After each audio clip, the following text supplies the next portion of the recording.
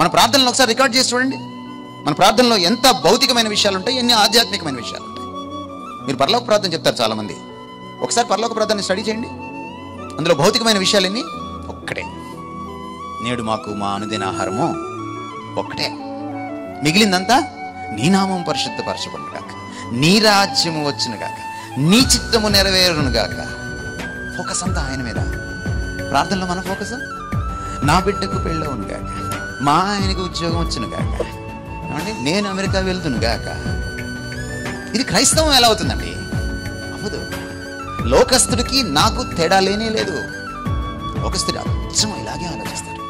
ఇవన్నీ ఒక రోజున మహావేంద్రంతో కరిగిపోతాయి. ఇవన్నీ ఒక రోజున ఉండవు. ప్రభు మాట విన్నారా, మీరు నిరంతరము నిలుస్తారు. రేపో మాపో పొయ్యేదాన్ని పట్టుకొని ఊగిలాడితే మనం కూడా వాటితో కలిసిపోతాం. ప్రభు రౌద్రుడైతే ఎలా దండిస్తాడో కూడా తెలియదు.